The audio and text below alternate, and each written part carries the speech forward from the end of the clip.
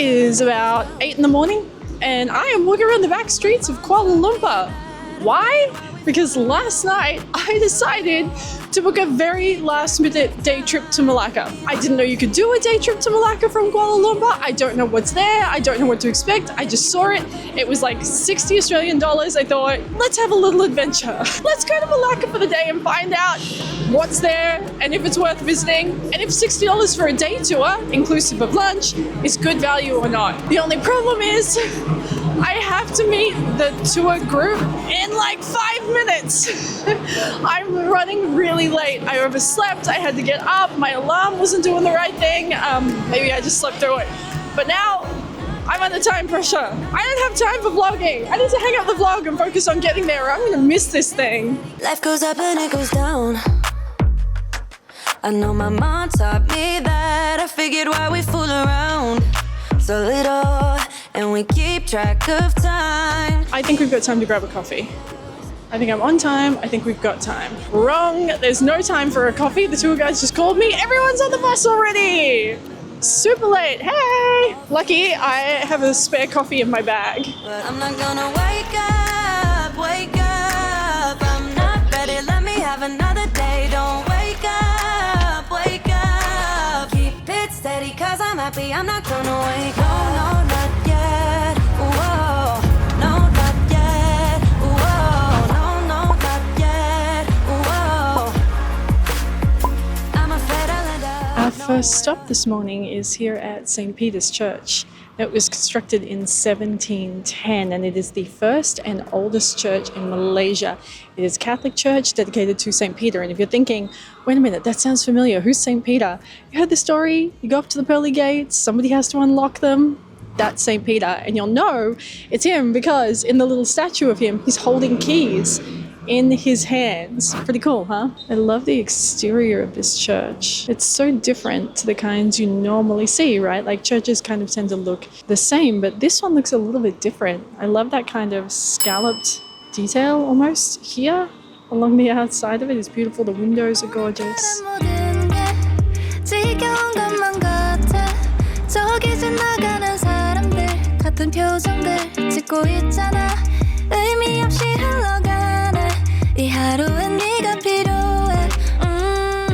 Whoa, it is really, really beautiful in there. It has a really beautiful energy about it. Importantly, that church is air conditioned. If you do a lot of travel, you'll know sometimes you go to churches in places like the Philippines and it's extremely hot in there with no airflow.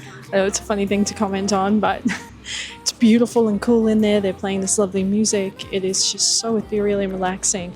And all of the stained glass windows are just gorgeous. That is a really pretty little church.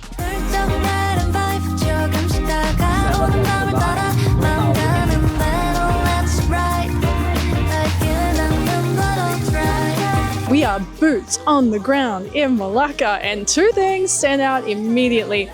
One, it is extremely hot here. Now, our guide did warn us. He said this is the lowest place in Malaysia in terms of sea level or something like that. He said be prepared. It's going to be hot, and he was right. And I'm so glad I have my UV-lined umbrella with me. That's going to really save me today. The second thing that stands out to me is how beautiful it is. We've got that unique blend of British, Dutch, and Portuguese architecture. Wow, took my mind a minute there. And the buildings are just beautiful. Now, what's really interesting is the color of them. So this is a UNESCO World Heritage Site, and a big part of them maintaining that status is the color of the buildings, this beautiful, vibrant, burnt orange that we see.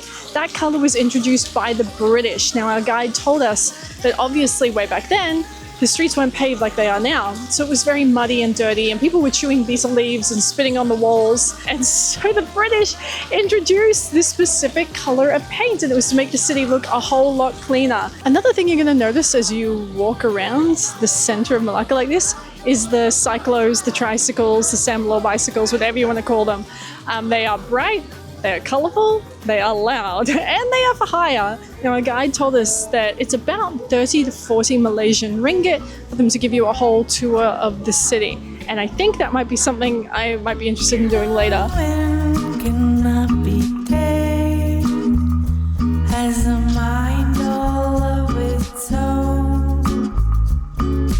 All I can do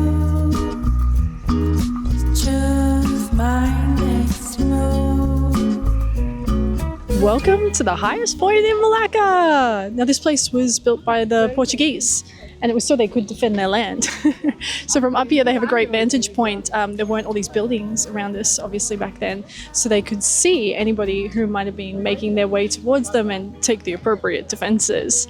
But now it's just a great place to catch a breeze and check out this beautiful historic church.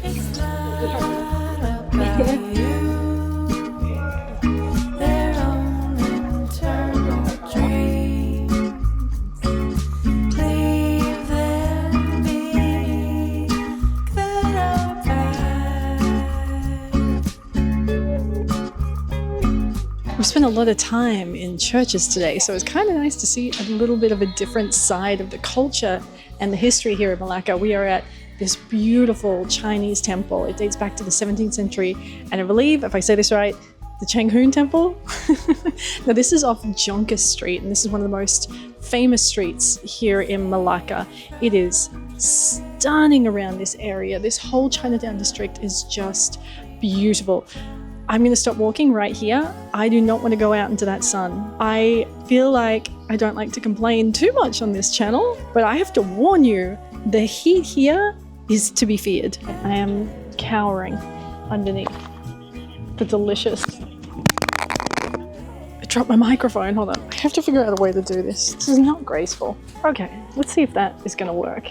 My hair is in a bun, my microphone is clipped on, it's 1,000,000 degrees, I'm on the face of the sun, aka in Malacca, hiding under my UV-lined umbrella, and I just want to have a little bit of a look around Jonker Street. See what this place is all about. Turn up. You better be there when I shake. Watch me rockin' if I can't stop. If I should fall, just go ahead. Go and catch me, baby.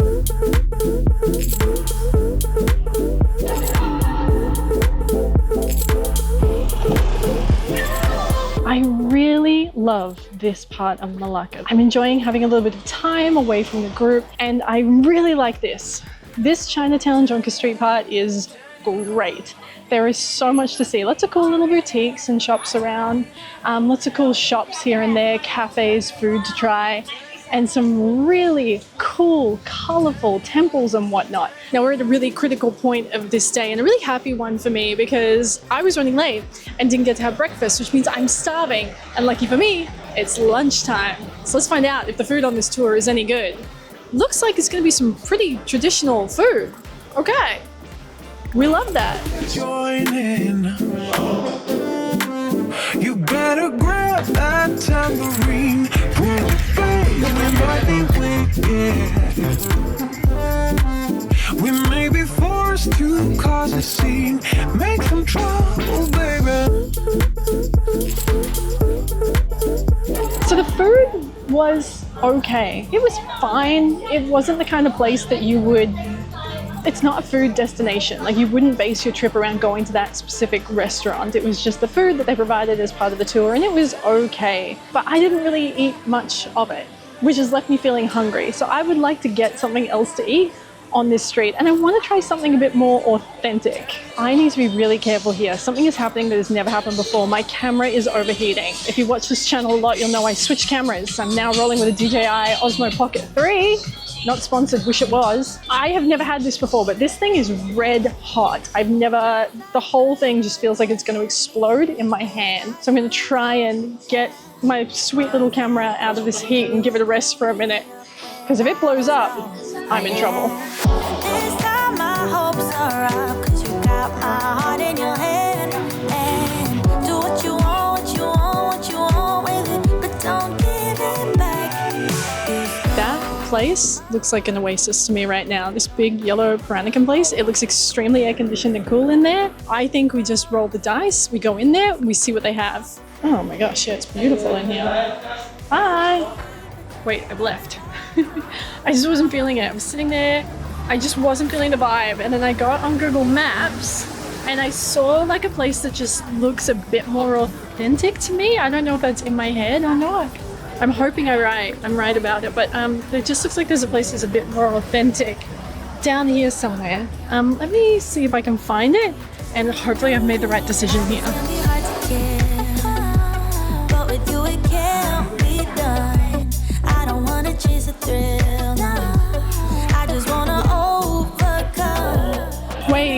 Wait, I got waylaid. I don't know what it is about the heat, and I'm sorry to keep talking about it. I know I'm so annoying, but I get crazy. Things get crazy in the heat. They get really chaotic really fast. And I was walking along, and then as you know, I left one place and I was bound for another one, and then I saw this one, Kopi Harian, and I saw it and I just was like, this is the place for me.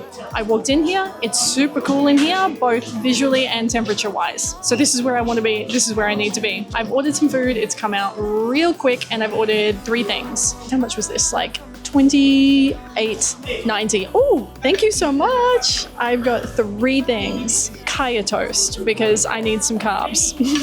An iced tea. Yep. Absolutely delicious. That's gonna be so sweet and cold. And then a dessert. Chendol. I wanted to have this in KL. I walked into a shop, it had a funny smell about it, so I left and I haven't gotten to try it since. Today is my day. Let's start with the kaya toast, just to get it out of the way. It's so good. If you've never seen me eat this before, you've never seen this before, it's thin toast with little to no nutritional value, and it's cooked so it's really nice and crispy. And inside is kaya, which is like a coconut jam. It's really sweet and earthy and delicious, and a big fat slab of butter. It's so good.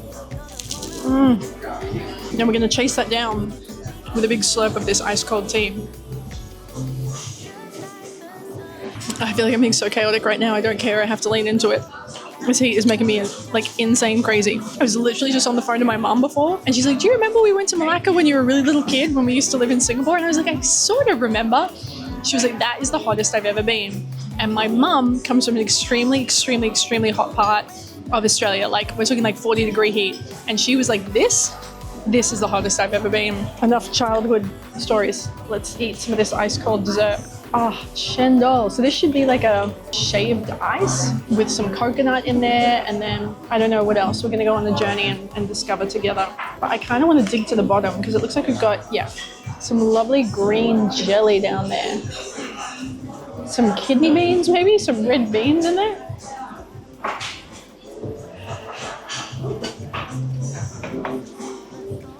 Stop it, Malaysia. That is so freaking good. That's exactly what I need right now. It is so incredibly refreshing. It's beautifully sweet. I love that earthy pandan flavor in there mixed with the coconut. A gorgeous little sweet syrup in there as well. And you know what? The kidney beans work. They just work. The whole thing is a treat and a half. Called you like 1,000 times. You saw my name and hit decline. Pick up, pick up. Told you once, I'll tell you twice. Baby, I apologize. So pick up your life. You appreciate it. I was feeling really sad. I don't know why. The heat was just messing with me, gang. I was like feeling a little depressy, if I'm honest. I just wasn't feeling like myself. I was real bummed out. But you know what happens? I got my mum on the phone. I sent her like a real sad little text, and then she must have sensed that I was Les Miserables, and so she gave me a call, and I was on the phone to my mum there for like an hour or something, just chatting, just talking about life in general and like whatever she's doing, and I don't know, just talking absolute crap, and I feel so good. I'm back. I just needed to like sit down and get in the air conditioning and eat some food and talk to my mom, and now I feel amazing. So if you're ever traveling solo, or even with somebody else and your mood just starts to dip and you feel a little off, maybe you need some air conditioning, maybe you need some food, and maybe you need to speak to someone you love, and then you'll be fine. All the things I would say just to make it up to you, but you're gone. It is time for me to go and meet back up with the tour bus. Wait, my brain's melting. Yeah, it's time for me to go meet back up with the tour bus. And we've got a 2-hour drive ahead of us to get back to KL. I was thinking I was going to hang up the vlog here, but I'm not going to, because I want to show you where I'm staying in KL. I found this apartment for 57 Australian dollars a night. I'm really proud of it. I booked it on a whim. I just kind of took a bit of a risk there. I thought I'll be the guinea pig, and if it's a good spot, it's a good spot. I'm really happy with it. Let's get back on this bus, get ourselves back to KL, and then let me show you where I've been basing myself, and I'll tell you why I love the location. And I'm also going to tell you if I think today's tour was worth it or not. I've got some mixed feelings.